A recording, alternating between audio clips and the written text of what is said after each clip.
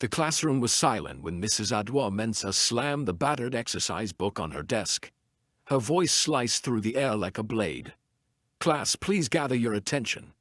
Today we shall examine what failure looks like." She lifted the book between two fingers as though it were contaminated. Every student turned.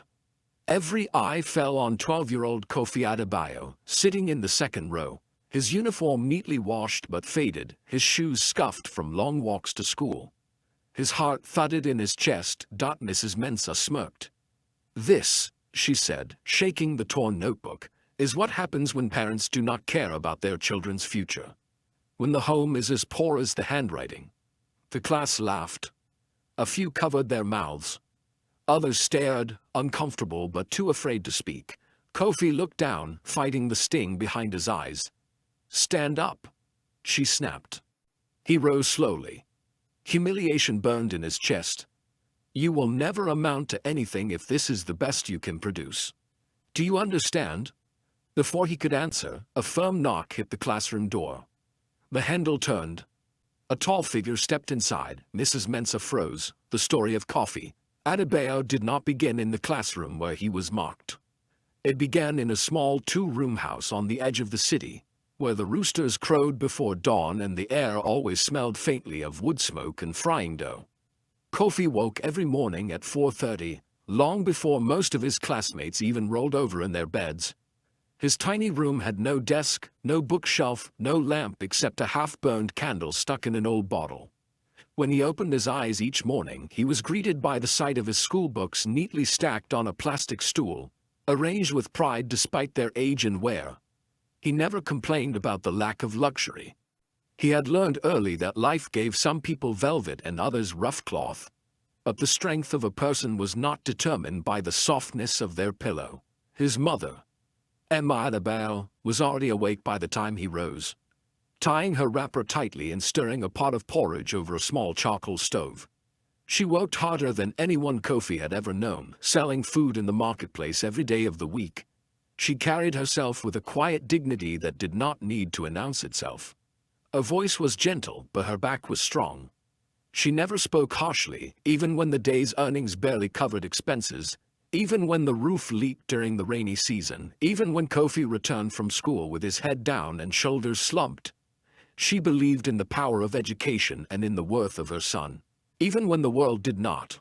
What most people did not know was the truth about Kofi's father, Kofi Adebayo. To the community, he appeared to be a simple, well-mannered man who kept to himself. Some neighbors assumed he was unemployed because he left home in a modest car and returned late at night without talking about his work. Others speculated he might be a low-level government clerk or someone in middle management. But they could not have been more wrong. Kofi Adebayo was the Chief Justice of the nation, a man who had taken an oath to protect the vulnerable, punish corruption, and ensure justice for all. He was respected by presidents, feared by criminals, and admired by international legal scholars. Yet he chose to live humbly, refusing the lavish mansion and motorcades that usually came with his position. He believed that true power did not need to be advertised, and he wanted his son to grow up understanding people not floating above them. His anonymity was intentional. Kofi wanted Kofi to experience the world without special treatment, without teachers fawning over him, without classmates befriending him only for status. He wanted his son to build strength from experience, resilience from hardship, empathy from memories that could not be bought. He wanted Kofi to know the difference between respect earned and respect demanded. And so the school did not know.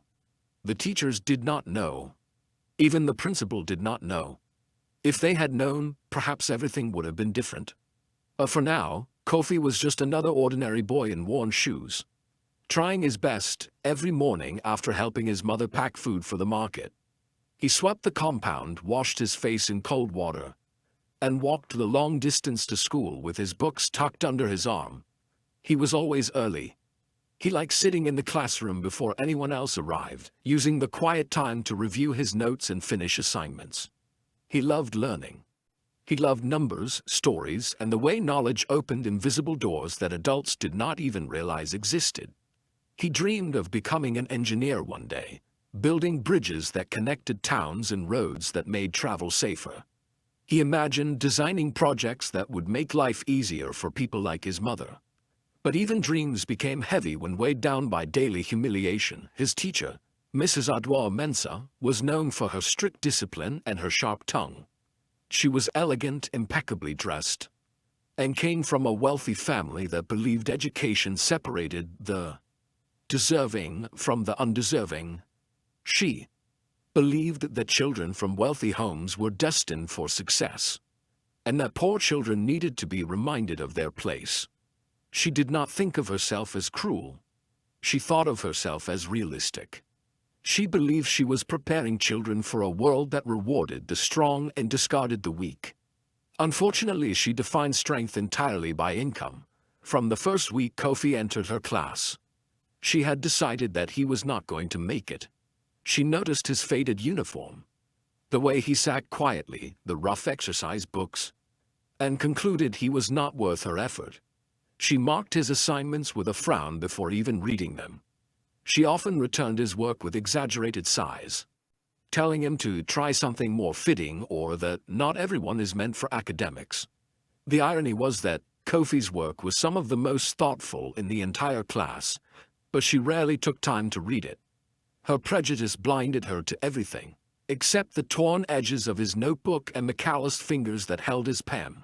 Kofi endured the insults silently. He never interrupted, never talked back, never asked for special treatment, never even complained to his parents.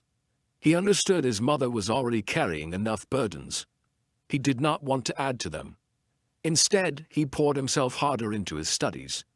At night, when other children slept, he bent over his candle, practicing handwriting, solving math problems, and reading borrowed textbooks. Some nights the candle would burn too low, and the darkness would swallow up his scores and lines. He would squint, pushing through the weariness until his hand trembled. And yet, every morning, he rose again and tried. Mrs. Mensah, however, interpreted his quiet endurance as weakness. In her mind, his silence confirmed her assumptions, that he did not belong, that he lacked ambition, that poverty defined him. She praised students from wealthy homes loudly and often. She displayed their books on the board, highlighted their neatness, bragged about their after-school lessons. Meanwhile, she referred to students like Kofi as remedial cases, conveniently ignoring that several of them were working harder than anyone else in the room simply to survive. Other teachers occasionally sensed something was wrong. The principal, Mr. Adu-Bahane, noticed Kofi's declining confidence but assumed it was just adjustment or adolescence. No one investigated because poor children were expected to struggle. It was normal. It was ordinary. It was accepted. And that was the tragedy. Then came the day that changed everything. Mrs. Mensah assigned a major homework project. She announced it dramatically, emphasizing that only the students who cared about their futures would put in the required effort. She stared at Kofi when she said it. The room went quiet.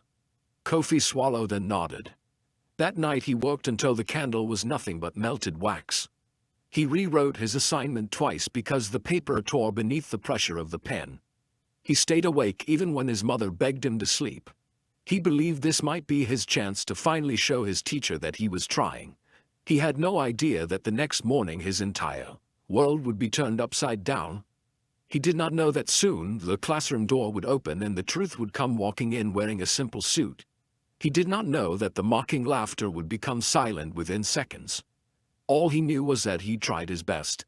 And sometimes, that is enough to start a storm. The tension in Mrs. Adwa Mensah's classroom had always been noticeable. But for Kofi Adebayo, it had hardened into a daily burden that settled on his young shoulders like a bag of stones. Every morning he walked through the school gates knowing he would face judgment before he ever opened his notebook. The wealthy students arrived in shiny cars, wore new socks every week, and carried designer backpacks with matching lunchboxes. They entered the classroom with an air of entitlement that Mrs. Mensah rewarded with smiles and praise. Meanwhile, Kofi slid quietly into his seat, placed his tattered exercise book carefully on the desk, and tried not to draw attention to himself. He did not want pity, nor did he wish to provoke ridicule. All he wanted was an equal chance to learn. But in Mrs. Mensah's classroom, equality was a luxury reserved for the wealthy. Mrs. Mensah had taught for more than 15 years and was known throughout the school for her academic excellence and high standards. But somewhere along the way, her standards had transformed into prejudice, and her passion for education had been replaced with a fixation on social class. She believed that children from affluent homes deserved investment because they were the ones most likely to succeed in life. Her eyes saw only two categories: those who would become doctors, lawyers and leaders, and those who would sweep streets and sell plantains on the roadside. Unfortunately, Coffee and his mismatched uniform and worn shoes fell squarely into the second group, at least in her eyes. She rarely looked at him fully, as though acknowledging him too much would waste her time. Even when he answered questions correctly, she waved him away with a dismissive gesture, saying, "Everyone already knows this." That wasn't hard. Other students began to pick up on her cues, because children learn quickly from adults what society expects of them. Soon, they stopped partnering with Kofi during group assignments. They exchanged glances and snickers whenever Mrs. Mensah called his name. The wealthiest boy in the class, Emmanuel Teta, often leaned back arrogantly in his seat and smirked whenever Kofi walked past. Emmanuel's family was well known for their real estate empire, and Mrs. Mensah treated him as though he were already a promising CEO. When Emmanuel turned in sloppy work, she gently coached him and encouraged him to refine his brilliance. When Kofi submitted neat, thoughtful essays, she barely skimmed them before stamping a harsh mark at the top.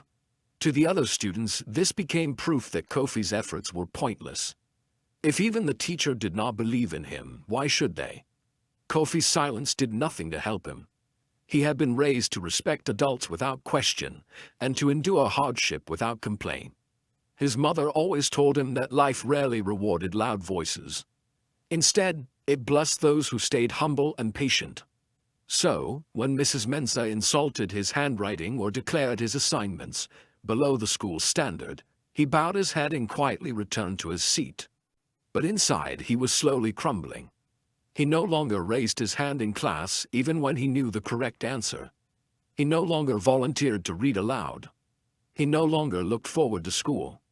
Each day felt heavier than the last, and the flame of confidence inside him grew dimmer. The classroom became a space where every breath felt tight. Every movement was measured, and every word spoken by Mrs. Mensah had the power to shrink or shatter a child. Yet, she seemed oblivious to the damage. She believed she was teaching lessons about ambition and effort. She believed she was shaping future leaders by separating the strong from the weak. What she failed to realize was that she was creating a culture of fear rather than excellence, pride rather than humility, and cruelty rather than resilience. In many ways, she had become the opposite of what a teacher should be. She lectured about success while failing to recognize the potential sitting right in front of her. Wearing old shoes and carrying a second-hand bag, things reached a new low during a mathematics class one Tuesday morning. Mrs. Mensah had assigned a decimal conversion exercise the day before, expecting every student to show their working and final answers neatly. Kofi had spent nearly 2 hours completing the assignment at home, erasing and rewriting several times when his pencil tore through the thin notebook paper. When he proudly submitted his work the next morning, he thought he had finally produced something that would at least earn a small nod of approval. Instead, Mrs. Mensah flipped through the pages with exaggerated disappointment and asked loudly, "Class, what can we learn from this?" She held the notebook in the air like an exhibit in a courtroom. This is exactly why some students struggle in life: untidy, unfocused, unacceptable. The class erupted in snickers. Emmanuel slapped the desk while grinning. A timid girl named Abina Owusu, who sometimes shared pencils with Kofi, lowered her eyes in discomfort. She had seen how hard he worked, and it hurt her to watch him endure humiliation. But she was too afraid to speak. No child wanted to become the next target of Mrs. Mensah's sarcasm. Kofi remained standing as instructed, his face flushed, hands clasped tight behind him. He wanted to explain that the paper tore because the pages were thin, not because he was careless. He wanted to explain that he stayed up until midnight finishing it by candlelight. But he said nothing. Mrs. Mensah dismissed him with a wave, and he returned to his seat without a word. Later that day, during recess, Kofi sat alone under the neem tree near the edge of the school field. While other children played football or traded snacks, he opened his exercise book and examined his work again. The numbers were accurate, the solutions correct, and the steps logically explained. He whispered to himself, "What more could I have done?" A small voice inside him answered quietly, "Nothing. You did your best." But he could not shake the feeling that his best was never going to be enough, not in this classroom. Not in this school, not under this teacher. When the last bell rang, he walked home slowly, dragging his feet through dust that rose in tiny clouds with each step. His mother noticed his silence as soon as he stepped through the door, but she did not pressure him to talk. She simply placed a warm bowl of food in front of him and smoothed his hair with affection. Eventually he told her what happened, not every detail, but enough. She listened patiently, her face calm but her eyes glistening.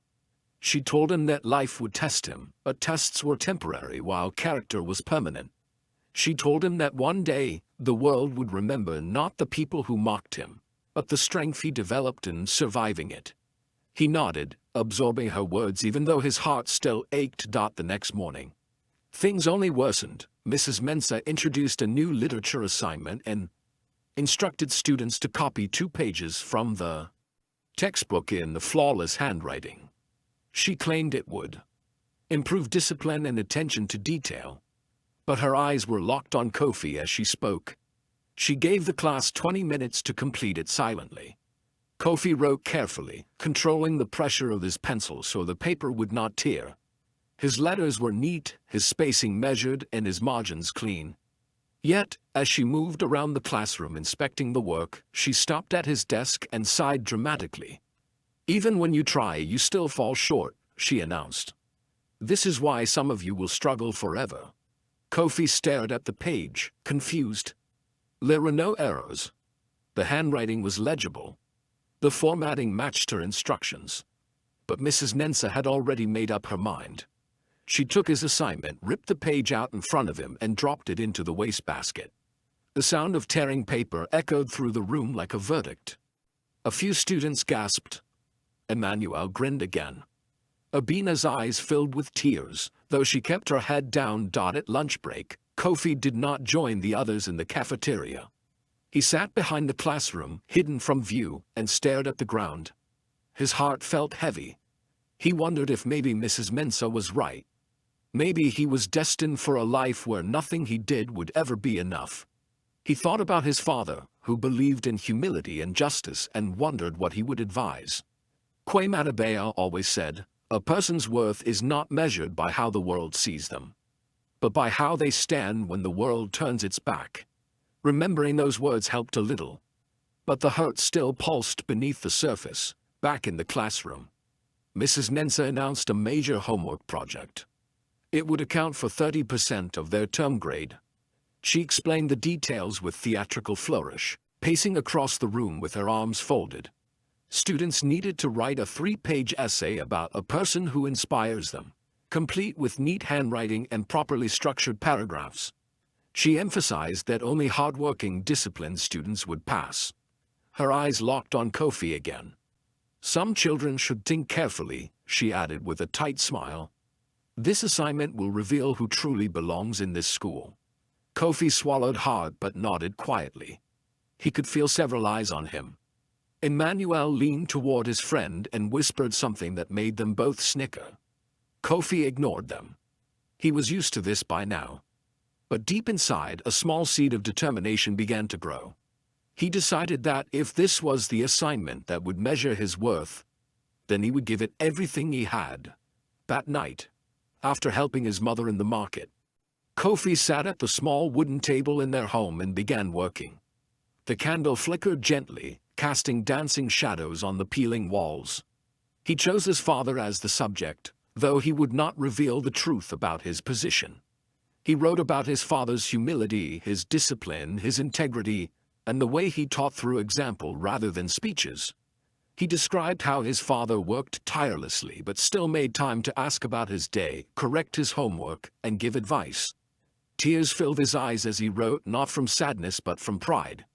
He wanted his teacher to see what he saw, even if she never fully believed it. Halfway through the assignment, the candle burned low. He paused, looking at the shrinking wax. He knew he needed more light, so he quietly stepped outside to borrow a small kerosene lamp from a neighbor. When he returned, he continued writing until the words filled the pages. The ink smudged slightly where his tired hands brushed the paper, but he carefully rewrote those lines.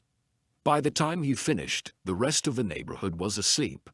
He sat back and read through his essay 3 times, ensuring every sentence made sense. He knew it was not written in fancy language, but it was sincere. It was honest.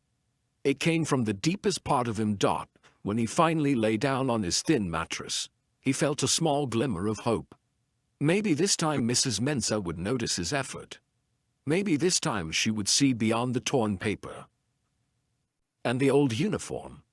Maybe she would see him. He did not know that by the next afternoon, the classroom would witness a confrontation that would change everything, not only for him, but for the school, the teacher, and everyone who believed that a child's worth could be measured by the price of their uniform. The next morning, Kofi walked to school with mixed emotions, hope battling quietly against fear.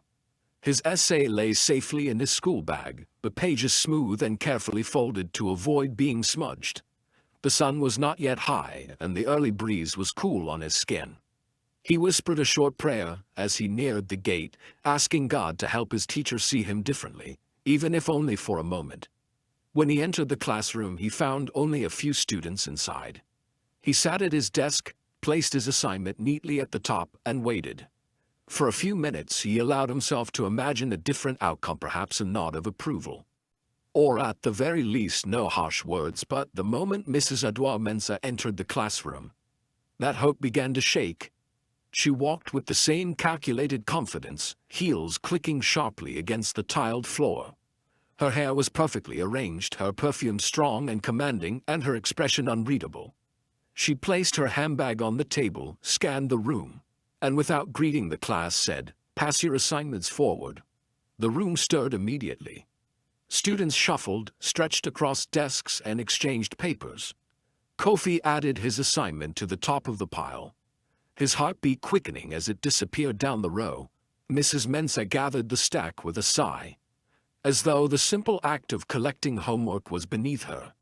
She dropped them onto her desk and began marking immediately with no warm-up, no instructions, and no delay. As she flipped through the pages, the class sat in silence, watching her face for reactions. She graded quickly, writing large red marks on some pages and small neat comments on others. Every few minutes she paused to praise a student from a wealthy home. She raised one notebook belonging to Emmanuel and said, "Class, now look at this, neatness, precision, this is what academic excellence looks like." Emmanuel leaned back proudly as several students clapped. Mrs. Mensah continued marking. But as she reached the lower half of the pile, her expression darkened slightly. She began marking more aggressively, her red pen moving like someone cutting tall weeds. When she came to Kofi's assignment, she stopped, narrowed her eyes, and slowly opened the pages fully on her desk. She read for several minutes, saying nothing. That, in itself, was unusual. Typically, she dismissed Kofi's work within seconds. Students noticed the pause. Some exchanged curious glances. Kofi sat very still, gripping his desk tightly. He watched the slow movement of her eyes across the paper and desperately tried to read her expression. But her face was neutral, too neutral. When she finally finished, she closed the notebook slowly and sighed. "Kofi Adebayo, stand up." The room stilled immediately. Kofi stood, his knees trembling slightly. Mrs. Mensah looked directly at him. "Once again, you have presented an assignment that looks simple." A few students giggled. "Your handwriting is not perfect. And your language is not sophisticated." She lifted the booklet higher, but she continued, drawing out the word long enough to silence the giggles. "This is the first time I have seen you write with passion." A brief confusion rippled through the room. Was she praising him? Kofi stared, unsure how to react. Mrs. Mensah tapped the pages with her pen. "You wrote about your father in a way that shows character, integrity, effort. These are qualities I want to see in all students. A wave of warmth surged through Kofi's chest. For the first time in a long while he felt seen.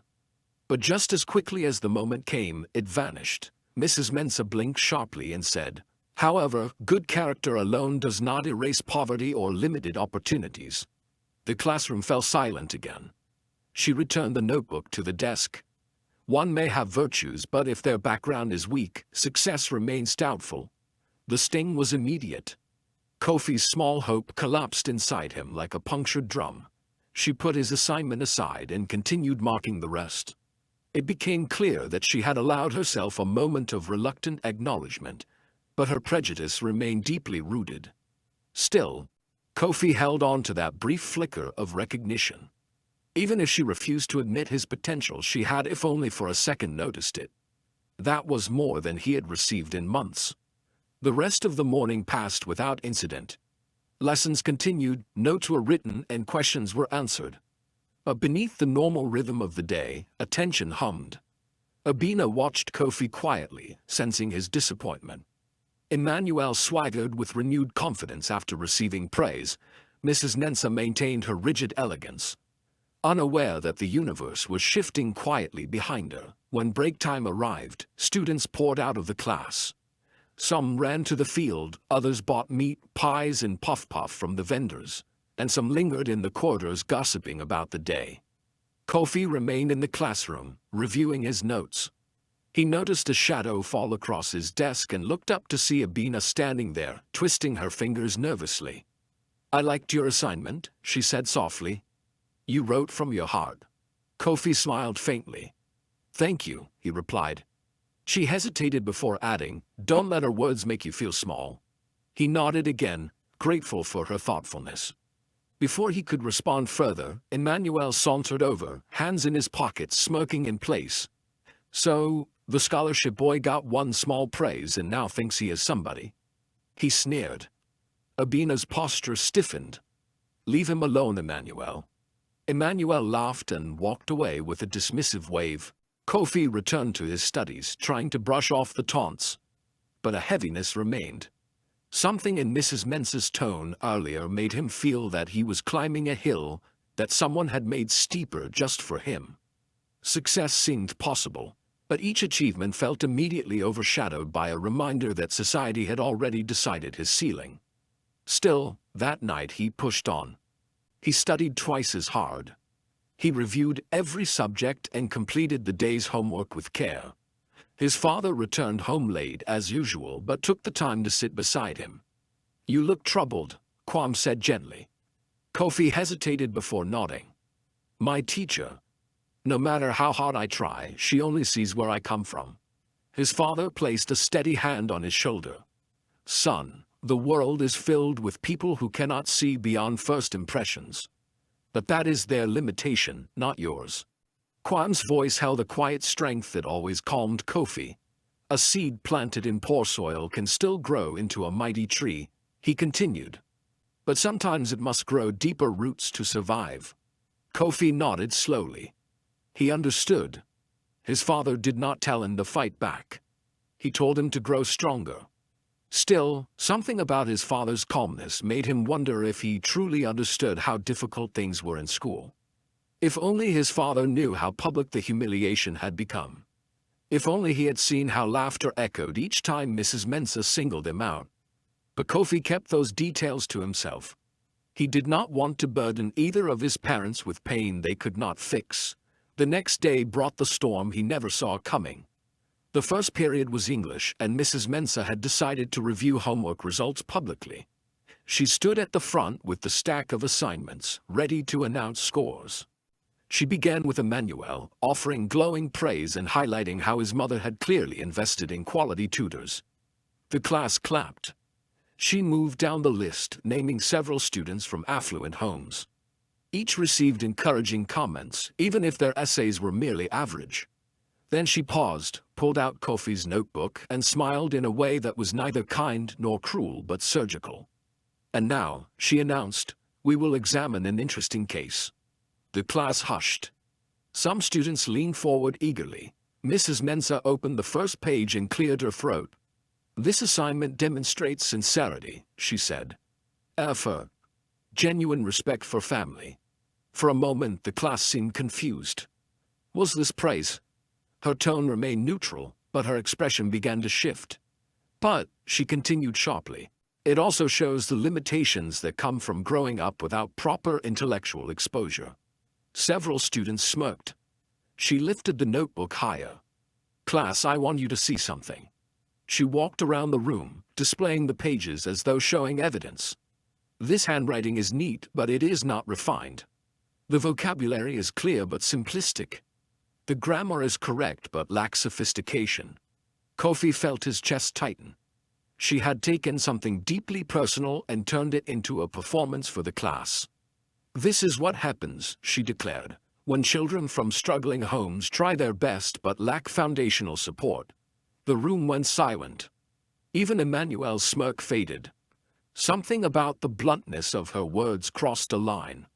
For the first time, students felt the weight of her bias without needing explanation. Kofi lowered his head, fighting the sting in his eyes. He felt exposed. Not as a student.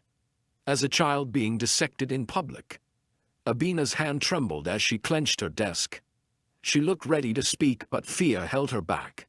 Mrs. Mensah placed the notebook on her desk with a loud thump.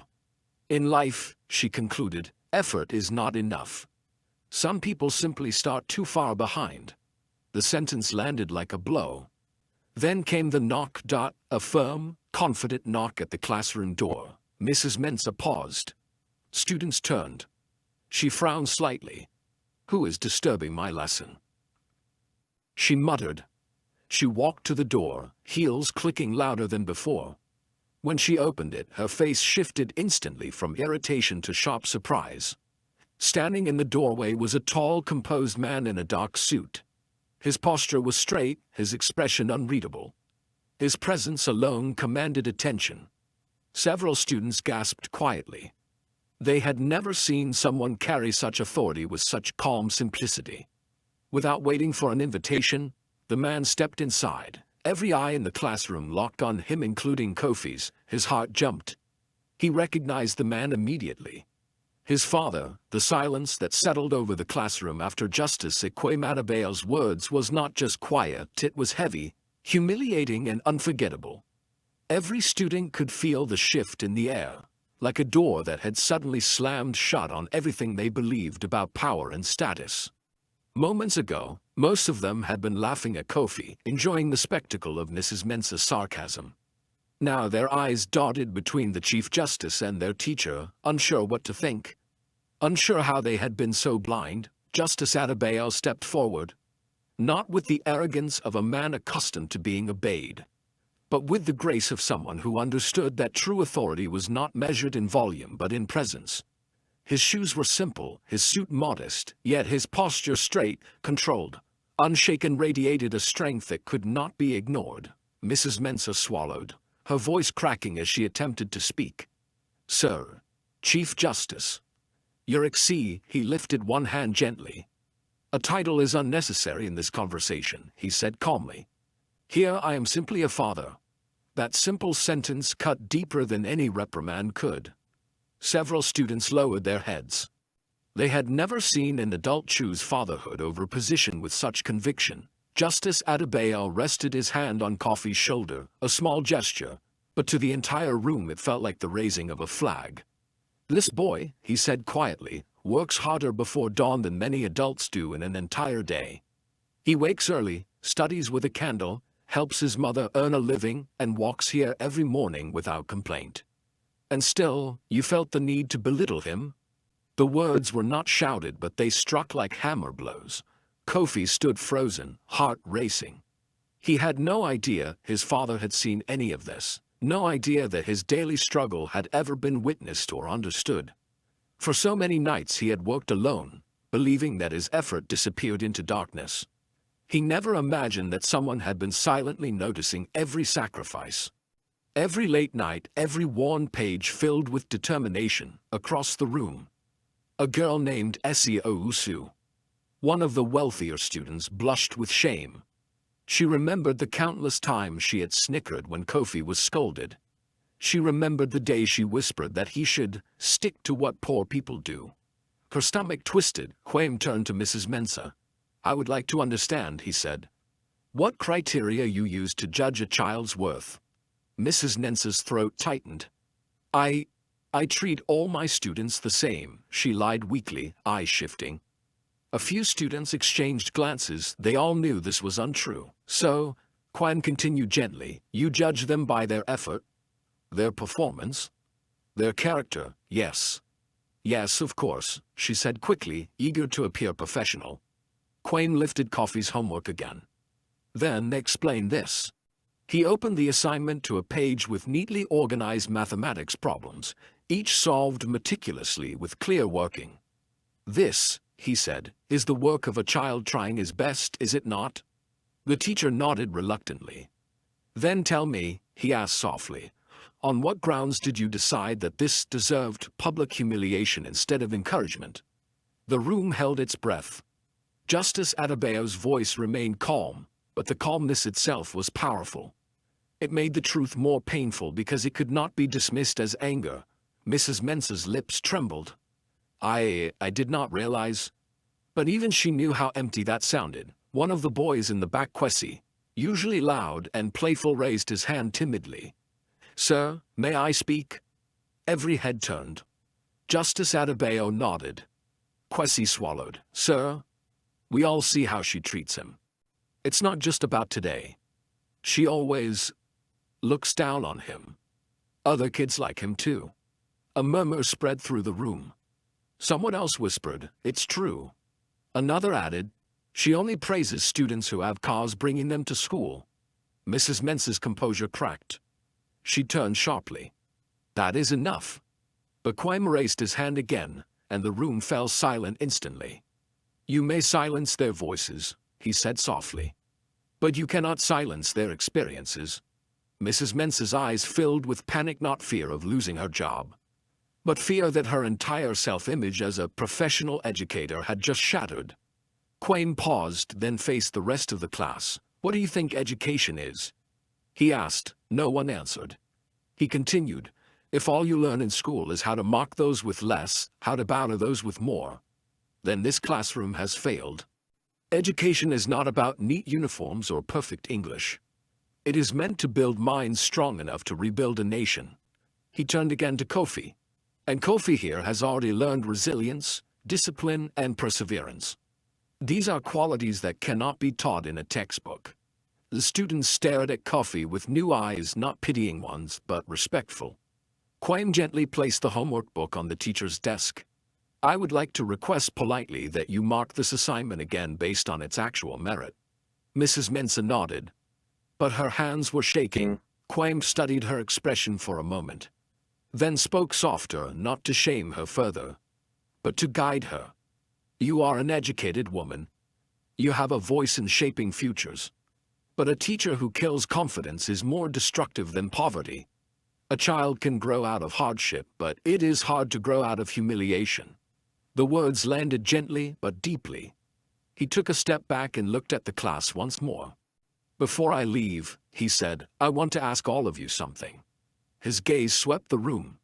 "When you become doctors, lawyers, engineers, judges, politicians, who will you respect more? The man with expensive shoes who does nothing? Or the man with worn shoes who is trying with everything he has?" The room was stunned.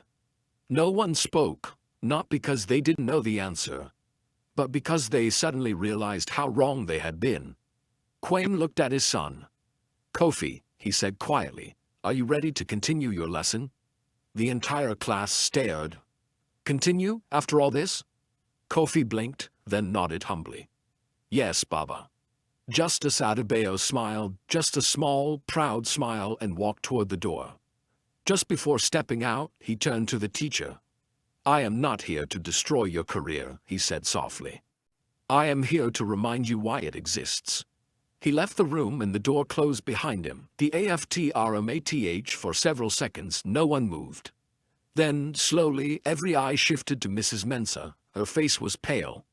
The confident, polished woman who once believed she understood the world now looked like someone standing at the edge of a cliff. seeing a truth she had never acknowledged. She opened Kofi's exercise book with trembling fingers. She flipped through the pages. She actually read, for the first time. When she finished, she placed both hands on the desk and looked at Kofi. Her voice was barely audible. "Kofi, I owe you an apology." A gasp spread through the classroom. She forced herself to continue, even though her pride was burning. "I misjudged you. Because I judged your circumstances instead of your mind." Kofi stared at his desk. He didn't know how to respond. He had never expected to hear those words from her, not in his dreams, not in his prayers, not in his nightmares. Mrs. Mensah swallowed. "I promise you, from today onward, I will do better. You deserve a teacher, not a judge of your lifestyle." The irony of her last words was almost poetic. The classroom was quiet, not tense anymore, but reflective. Then she addressed the class. "And the rest of you? This must be a lesson." Her eyes glided across every face. "Greatness does not always wear polished shoes." Her voice trembled, but for once, not with anger or superiority. Instead, with humility, she lifted her red pen and marked Kofi's assignment again properly, fairly, and wrote something next to the score in neat cursive. "Excellent work. Well done, keep it up." Kofi stared at the words, his chest tightening. Not because of the correction, but because someone had finally seen him. A shift in the class. From that day the dynamic changed. Students who used to ignore Kofi now whispered to him at break time. "Can you explain this math question to me? Your handwriting is really neat. I didn't know you worked that hard every day." Some came out of guilt. Some came out of genuine new respect. Others came because they realized that maybe the world wasn't built the way they assumed. Kofi handled it the way he handled everything, quietly, modestly, without showing the storm inside. At break, he sat alone by the mango tree as usual. But this time footsteps approached. It was Essie, the girl who once mocked him most loudly. She stopped beside him, struggling to speak. "Kofi," he looked up. I'm sorry." He didn't answer immediately. He scanned her face, not angrily, just thoughtfully. "It's okay," he said softly. She shook her head. "No, it's not okay. I was wrong." Kofi blinked in surprise. Her voice wasn't rehearsed. It wasn't performative. It was sincere. She sat beside him. "My parents always told me that poor people were lazy," she murmured. "I never saw anything different." Kofi didn't speak. "But you," she continued, "you work harder than anyone here." "I didn't know." Kofi shrugged slightly. "You couldn't know," he said gently. "People don't put their life on the desk." She smiled sadly. "That's the problem. We judge based on what we can see." For the first time since he entered the school, Kofi felt not alone. Not yet accepted by everyone. Not suddenly popular. But not invisible. The teacher at AOME while students processed the morning's events. Mrs. Mensah drove home early, her thoughts swirling. She sat in her car in her driveway, stunned by how differently the day had gone compared to how it began. She replayed Justice Adebayo's words in her mind. "A child can grow out of poverty, but it is hard to grow out of humiliation." She leaned back against the headrest, tears welling in her eyes, not from fear of punishment, but from the realization of how many children she may have broken before today. That night, for the first time in many years, she opened her own old report cards from childhood. She remembered the teacher who once told her she would never become anything worthwhile. And she realized she had become the very thing she once despised. Back in the Chief Justice's HOME that evening, Kofi entered the house with heavy thoughts. His father was sitting on the porch, sipping tea in silence. Kofi approached carefully. "Baba, yes, son? Why didn't you tell them who you were earlier?" Justice Adebayo smiled gently. "Because if they respected you only after knowing who your father is, then the respect was not for you at all, it was for your surname." Kofi took a seat beside him. "But today, you stepped in." Kwame set down his cup. "Yes, because I needed your teacher to see the truth, and I needed you to see that silence does not mean weakness." He looked at his son. "You fought alone for many months. I'm proud of that." But even warriors must know when to be defended. Kofi felt a warmth rise in his chest. His father reached over and squeezed his shoulder.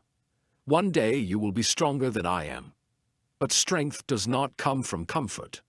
Kofi nodded slowly. I understand. But his father wasn't finished. And next time, he added softly, I expect you to speak for yourself. Kofi's eyes widened. You were there today because I was silent, the boy confessed. Quaim smiled. Yes, but now you know something important. He lifted his son's chin gently. A voice is like a blade, it becomes sharp only when used. Kofi swallowed. He had never felt seen like this before. And he would never forget the lesson. The days that follow that, Akoto Bright Future School were unlike anything the school had seen before.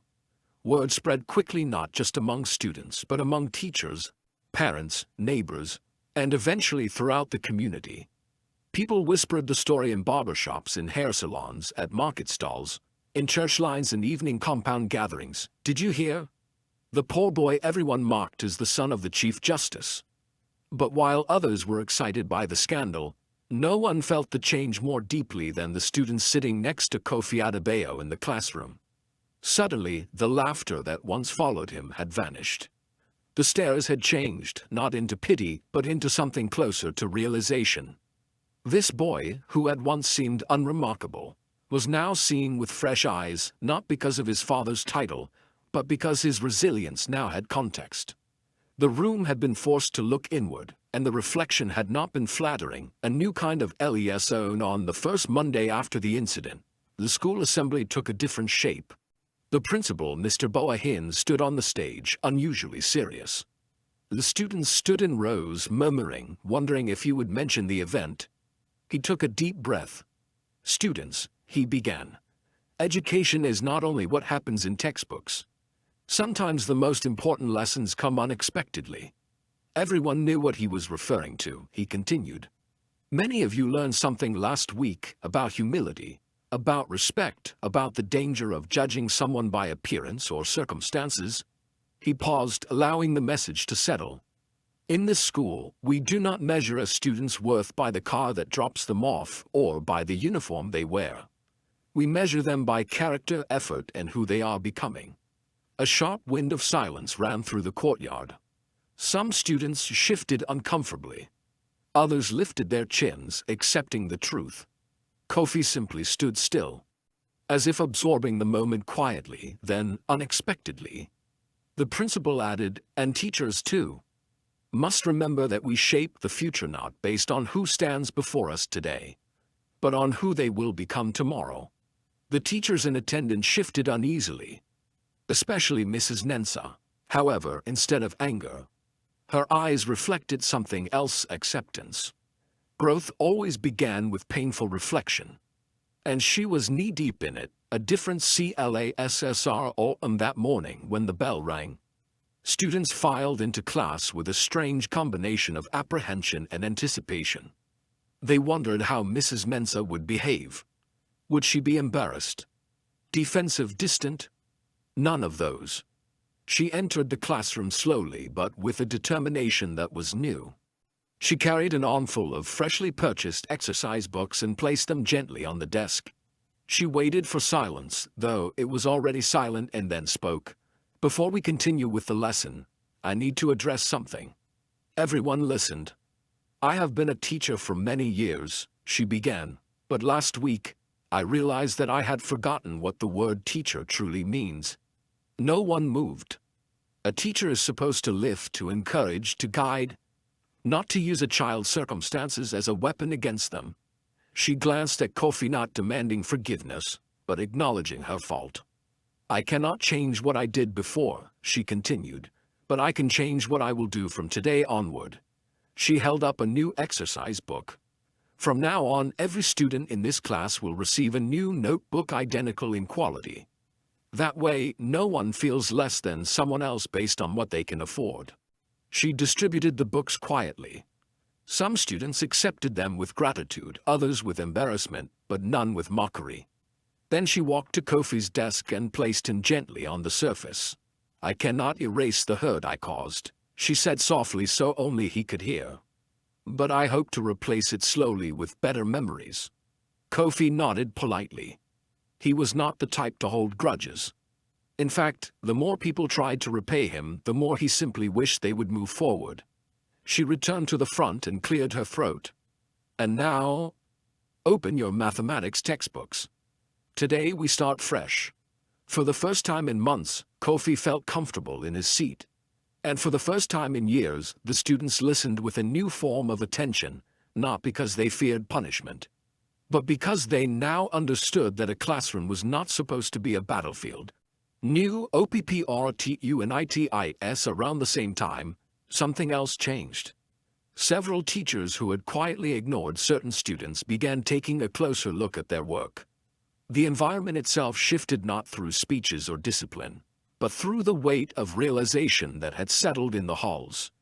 Soon, students like Kofi, those who had once struggled for recognition, began receiving fair evaluations. One teacher, Mr. Apong, called Kofi aside after class. "Kofi," he said, "I've been reviewing your science responses. Your reasoning is exceptional. Have you ever considered joining the National Science Challenge team?" Kofi blinked. "Sir, me?"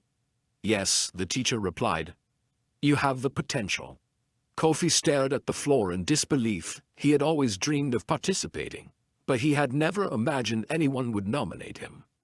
The competition was usually dominated by the wealthiest schools, most of which had access to computer labs, tutors, and advanced materials. Kofi had none of those. But he had something else: determination. "I would like to try," he replied quietly. His teacher smiled warmly. "Good, then we begin after school tomorrow. The school's TRANSFOR and over the next 2 weeks." Subtle changes began to ripple through the institution. Students stopped mocking each other so freely. Teachers began looking beyond surface appearances. Conversations shifted from who is rich to who is working hard. Even the headmaster emailed the entire staff with a new directive. Every student must be treated with the same dignity regardless of their background. It wasn't that the school had suddenly become perfect, but something had awakened: awareness, reflection, a sense of collective conscience. But not everyone was HAPPY, of course. Not everyone took kindly to the shift. Some wealthy parents were furious when they heard the story. They marched into the headmaster's office demanding answers. One mother snapped, "My daughter's teacher is treating that poor boy like a hero now. Why should my child be placed on the same level?"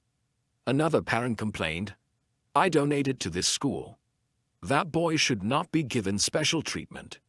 But the headmaster was firmer than he had ever been. "No student will be valued more because of a parent's wallet," he responded, standing his ground. Some threatened to pull their children out. He shrugged. "That is your right. But as long as they are here, they will learn the right values." And for the first time in his career, he meant every syllable. The National Science seat early in weeks passed, and training for the National Science Challenge intensified. Each afternoon, Kofi stayed behind long after other children had gone home. Some students stayed behind too, offering support, curiosity, and eventually friendship. Even AC1, someone who contributed to his humiliation, often sat nearby, helping him organize notes and classify diagrams. "Why are you helping me?" Kofi asked one afternoon. She closed her book and smiled faintly. "Because someone once helped me see what I had refused to see. Now I want to be part of making things right." He nodded. They became unlikely teammates. Still, the training was not easy. He was working with materials he had never seen before: lab procedures, complicated diagrams, national science topics that went beyond their school syllabus. One afternoon, while solving physics problems, Kofi leaned back, rubbing his temples. "I can't understand this part," he muttered. Mr. Apong looked at him with encouraging calm. "You will. You just need more time." Kofi looked up. "What if I fail?" The teacher smiled. "Then we learn from the failure. But failure is not shameful. It is only shameful not to try." The words felt familiar, something his father would say. The night before COMPTITL, in the evening before the competition, Kofi couldn't sleep. He sat at the small table while his mother prepared food quietly. She watched him for a long moment. "Kofi," she finally said, "are you nervous?" He tried to smile. "A little." She sat beside him. "You have been fighting invisible battles for so long. Tomorrow is not the measure of your worth." He exhaled slowly. "I just want to make you proud." She chuckled softly and tapped his cheek. "You already make me proud every day you wake up and choose not to give up." Just then, the door opened. His father returned home tired but smiling. He spotted the open books. "Preparing?" Kofi nodded. "I want to do well." Quain placed a hand on his shoulder. "Do not try to impress the world," he said. "Just show them who you already are." Kofi nodded. Then, the Chief Justice added, "And remember, if you stand on a stage tomorrow, you are not standing there alone. You carry the strength of every child who was ever told they were not good enough." Kofi swallowed hard. His father had a way of turning ordinary sentences into lifelong teachings. Competition, via why the school bus bounced along the road as students chattered excitedly. Most had never attended a national event before. Some stared out the window, marveling at the massive event center decorated with banners and camera crews. The school had never qualified for this level. When they arrived, schools in expensive uniforms, carrying polished science kits and tablets, stared at them curiously. Whispers flew. "Which school is that? They don't look prepared. Who brought the charity cases?" Essie stiffened with anger, but before she could respond, Kofi spoke quietly. "It's okay. They don't know." She looked at him in surprise. "No one deserves humiliation," she said gently. He smiled because she was beginning to sound like someone who had finally learned. Inside, the competition hall buzzed. Judges sat on a panel, audience members filled the chairs, and cameras tracked the stage while Okoto Bright Future School was announced. Applause was polite, nothing more. But when the questions began, something changed. Kofi's steady voice, calm logic, and precise reasoning stunned the room. He answered questions that even students from schools with laboratories struggled with. The judges exchanged impressed glances. By the end of the first round, Okoto Bright Future School was not last. Not second to last. They were first, the hall murmured. The second round was harder, advanced physics equations and theoretical application problems. Many students hesitated, confused. But when Kofi approached the microphone, he calmly began, "Let's begin by isolating the variables." He worked through the problem step by step, leaving the judges nodding appreciatively.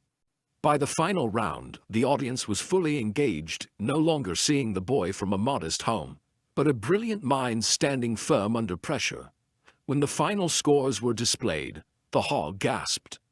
Okoto Bright Future School placed second nationwide.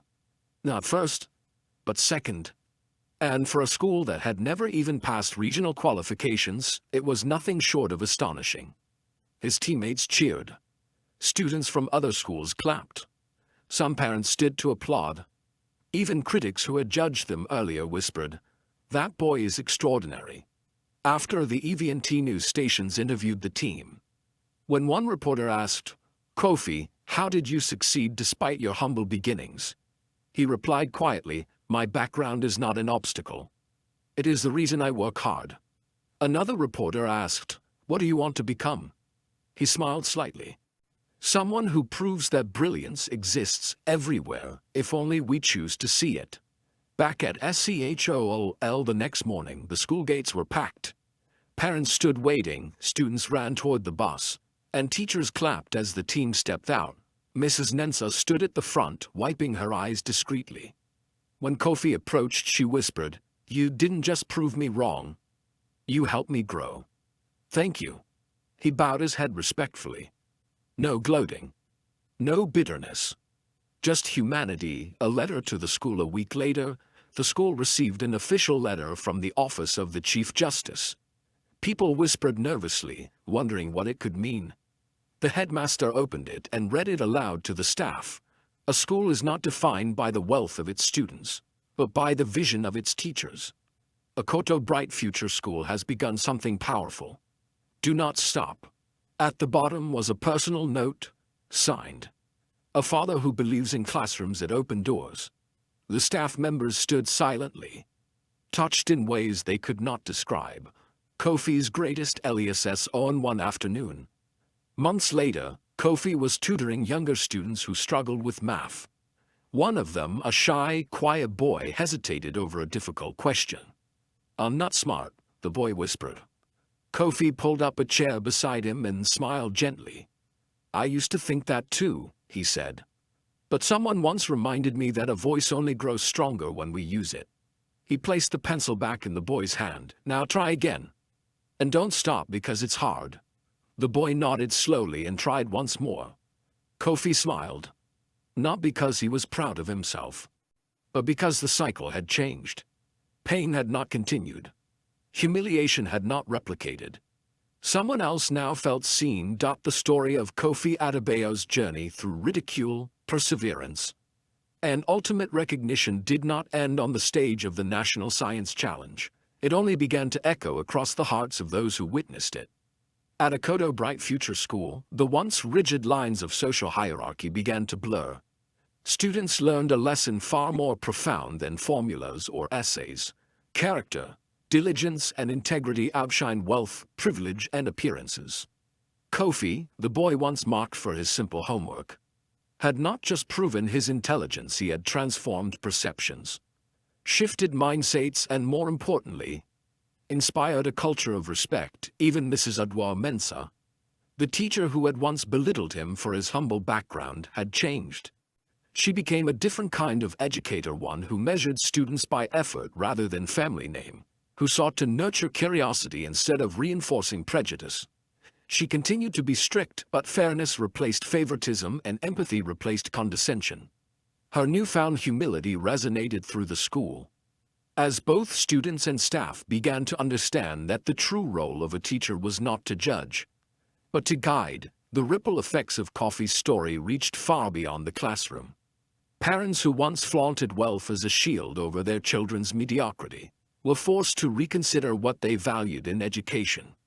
The whispers and side glances that had tormented Kofi and other underprivileged students now shifted into admiration, cautious acknowledgement, and in some cases shame. Those who had judged the boy based on circumstances alone began to realize the depth of injustice in their assumptions. What once seemed like a minor incident, a teacher mocking a student, had become a transformative lesson in empathy, justice, and the power of perseverance. Kofi himself carried these lessons quietly. He remained humble, understanding that achievement was not about recognition, but about responsibility. His father, Justice Kwame Adebayo, often reminded him that true strength was measured not by awards or titles, but by how one treated others and inspired change. Kofi's days were now filled with tutoring younger students, mentoring peers, and continuing to excel academically, yet he did so without arrogance.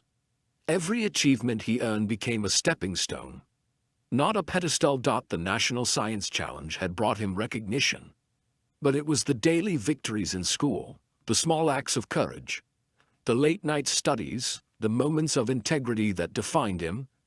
Each student he helped, every word of encouragement he offered, became a testament to the resilience of those who rise above the limitations imposed by circumstance. Kofi's life was a living example that opportunity and talent can exist anywhere, and that the measure of a person's worth is found in effort and character, not in the size of their home or the shine of their shoes. His journey also left a permanent mark on Akodo Bright Future School. Teachers became more attentive, more conscious of bias, and more willing to cultivate potential in every student. Lessons extended beyond textbooks, teaching empathy, social responsibility, and fairness alongside mathematics, science, and language. Students began to uplift one another, understanding that collaboration and support could achieve more than mockery and rivalry. Kofi's classmates who had once mocked him now respected him not because of his father's influence, but because of his courage, intelligence, and unwavering perseverance. Outside the school, the story inspired parents and community leaders alike. Conversations in neighborhoods shifted from gossip and status to encouragement and support. Other students previously overlooked began to emerge from the shadows, encouraged by the knowledge that effort and character could command respect and open doors. Kofi's experience became a quiet revolution, a reminder that society's judgments often fail to account for unseen resilience, hard work, and moral strength. Kofi himself reflected on how, a single moment, the ridicule from Mrs. Mensah had become a catalyst for growth. It had stung, yes, but it also forced him to cultivate patience, humility, and determination.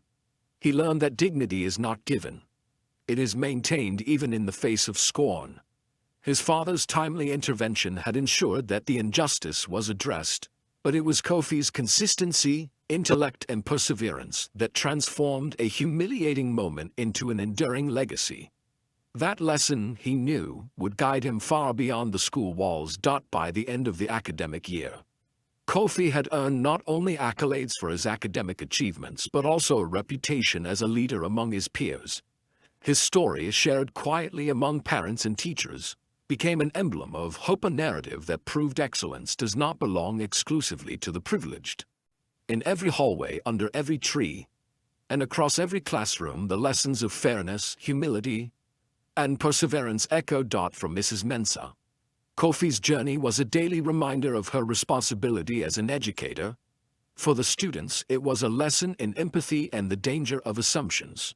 For the community, it was a demonstration that brilliance and potential can be found anywhere, even in the most overlooked corners.